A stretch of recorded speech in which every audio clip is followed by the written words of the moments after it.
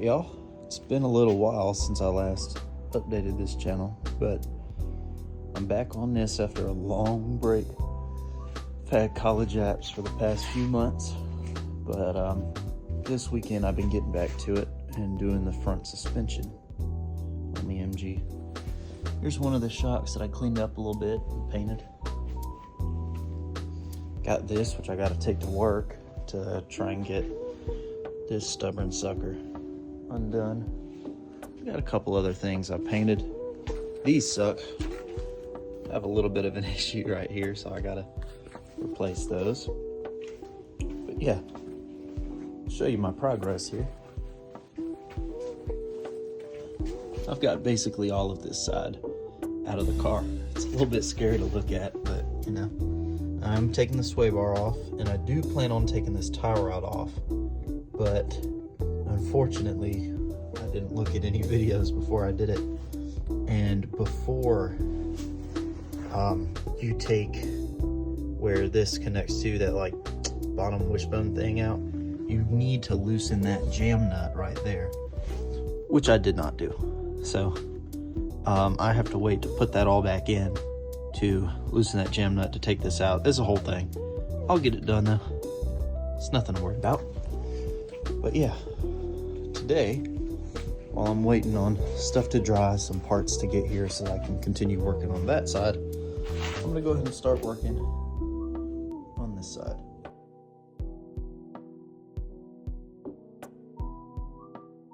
All right, y'all, so to start, I'm gonna go ahead and loosen up that jam nut. I'm not making that same mistake twice. And I'm also going to undo the bolt on the back side of the sway bar link, because this one's also kind of a pain to get when it's not connected to something.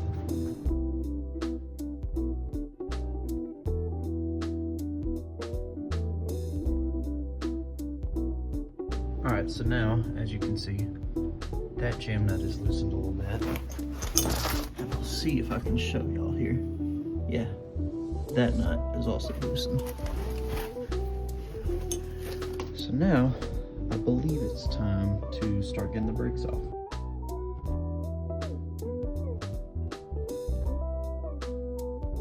Alright, so the caliper is now out. As you can see, right now I've just got it kind of supported up here, but I'm going to take that little bucket over there. So I got something to put it on while I take the shock off.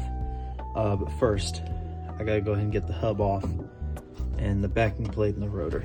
So I'm going to get to it.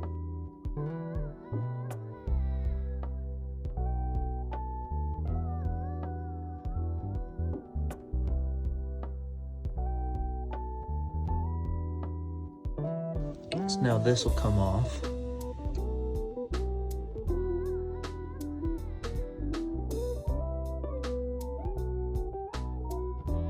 Alright, well there we go. Now I got a bigger knuckle ready to be taken out from the top and the bottom.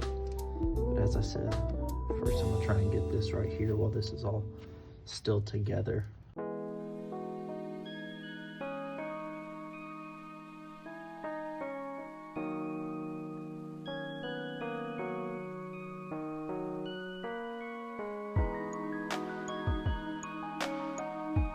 Okay, so I was able to get it off. The way I did it was basically had it in there, and I had the pickle fork in there like that, and I literally like stood up and just pulled as hard as I could up. And that did pop it out. Took some real effort, but that is now out of the way. I gotta go ahead and get this all the way off by removing it up here, which is what I think I'm gonna do.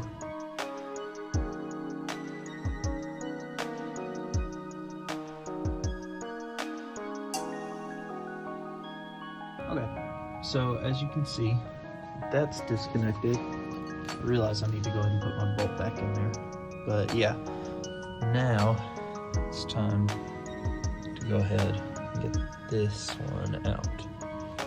Yay. Also, I I just realized it's definitely worth saying that before you take this out, which could, you know, let this come down, you need to get like a little floor jack or a bottle jack or something like that under the lower control arm thing here, the spring pan, whatever you want to call it, because by doing this, you're taking pressure off the spring, so that way once you take this out, it's not going to like fly down and hit you in the head. So yeah.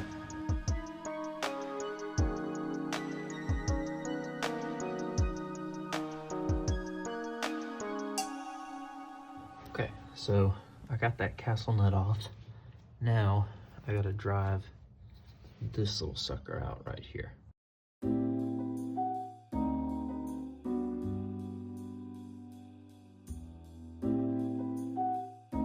Alright, so I will show you guys my method of doing this was basically taking the castle nut that I took off, putting it back on backwards, hitting that with a hammer, and that starts to get it out, and then you can pry it the rest of the way out with a flathead screwdriver or, you know, a pry bar.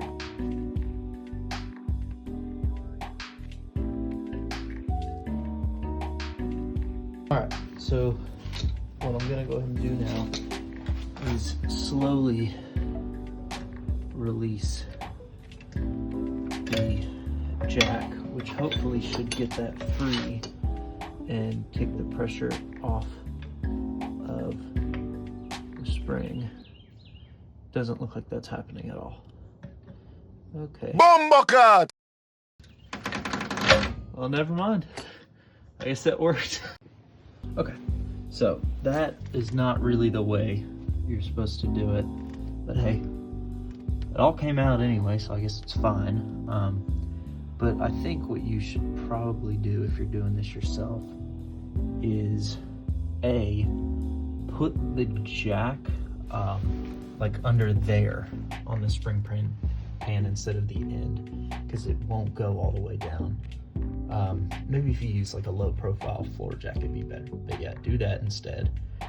And also just do it a little bit more slowly, and maybe before you start letting it down, give this a little tap up top to free it, so that you don't do what I just did. Alright, so what I'm gonna do now is take out this shock absorber.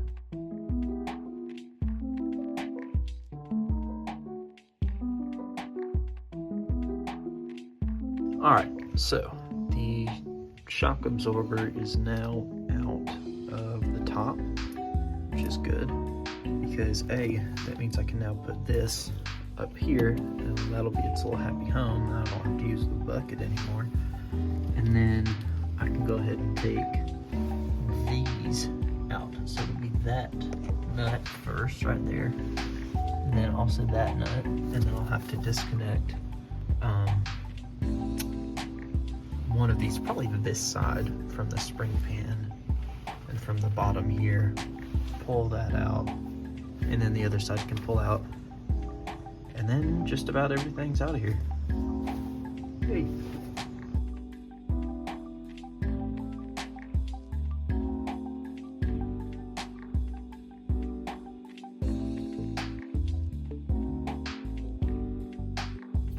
Okay, that side's off, so is that side.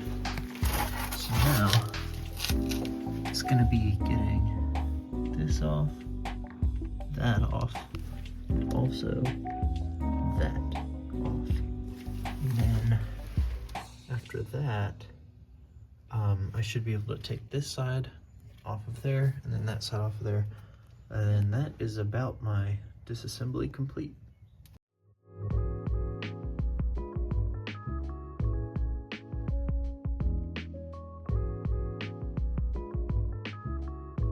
All right, well that's that. Everything's out. Just took it right off. Came out without too many issues, and yeah. Now I just need to go ahead and get that out, and then this side of the suspension will be completely disassembled. All right, y'all, so went ahead and got all of the suspension parts in a box. And now, the only thing I have left to do for this little video here is removing this sway bar. I'm not replacing the sway bar, but I am replacing the bushings. And I'm probably gonna go ahead and paint it just to make it look nice. So yeah, that's that.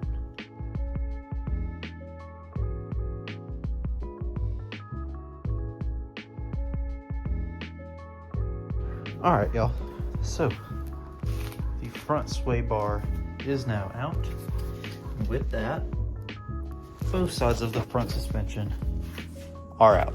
Now I'm not taking out the cross member, at least for now. And the steering rack, I'm gonna work on off camera, doing the little boots on it. After I do all of that and kind of clean everything up, I'll make another video reassembling it. And for that, I got some goodies. Right in here are a pair of lowering springs for this that are supposed to make the front pretty doggone low. So I will install those in the next video. And this won't come in the next video, but I also got a set of old enkei competition wheels off of an old Datsun that I'll be throwing on. That'll be in a little while though, because I want to go ahead and do the rear suspension first. But that's it for today. I hope you guys enjoyed watching. If you're trying to do this yourself, I hope it was helpful. Other than that, I'll see you next time when hopefully we're going to be lowering this thing.